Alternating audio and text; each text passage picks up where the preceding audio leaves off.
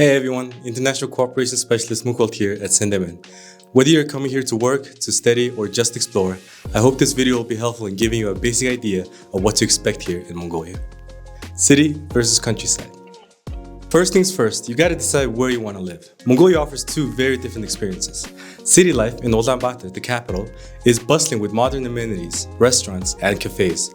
It's a great choice if you're looking for a job and some nightlife. You would have plenty to explore and enjoy, from art museums to concerts and shows nearly every night all around town. But if you crave adventure, head up to the countryside and experience life with real nomads. Mongolia offers all the geographical spectacles that Mother Earth has to provide. From deserts to plateaus, to mountains and to forests and lakes, it's got everything. It's a much simpler life, far from the hustle and bustle of the city. Language and communication. No matter where you choose, be prepared for a bit of a language barrier. Mongolian is the main language, and English isn't as common except for tourist areas in Ulaanbaatar. But hey, learning a few basic phrases goes a long way. It shows the locals you respect our culture, and trust me, they'll appreciate that. Culture and customs. Speaking of culture, Mongolians are known for their warm hospitality and their many customs. Here are just a few things to keep in mind. Respect for elders is very important here in Mongolia. Always greet them first and avoid interrupting them when they speak. Taking off your shoes when entering somebody's home is a must. If someone offers you a meal at their home, it is considered rude to decline that offer, so make sure you stay for that meal. Food and diet. Mongolia's cuisine reflects its nomadic past and harsh climate. Here's what you can expect. Meat is king. Due to its reliance on livestock for survival, Mongolians traditionally consume a lot of meat, especially mutton, beef, and horse meat. Being a vegetarian in Mongolia can be a bit challenging, but there are a few vegan restaurants around Ulaanbaatar that offer vegan meals. Ulaanbaatar has a growing restaurant scene, offering meals from all around the world, from Korean and Chinese to French and Italian. There are also a lot of expat-owned restaurants around town, so make sure you stop by. In the case of rural areas, you can expect the more Mongolian and home-cooked meals. Weather and climate. Now, let's talk about the weather. Mongolia has a unique climate that can be a bit challenging at first.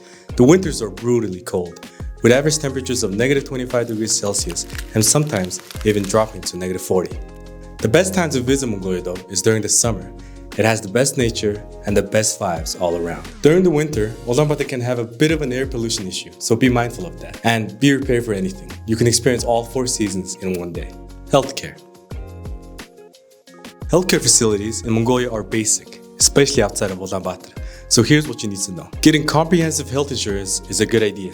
This will cover medical expenses and even evacuation if needed. And in case of emergencies, please dial 103 for an ambulance. And just a heads up, since Mongolia's climate is very harsh and very different from other countries, it is not a bad idea to cover yourself with necessary medicines and the necessary first aid if you're traveling. Travel and transportation.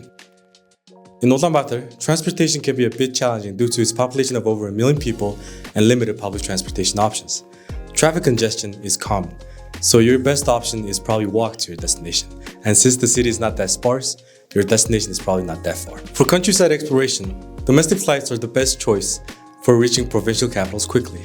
But if you're looking for a more adventurous route, chartered jeeps and vans are an excellent choice. Renting a car, however, is generally discouraged due to high incidence of road accidents and challenging driving conditions. Things to do. Mongolia has so much to offer in terms of nature.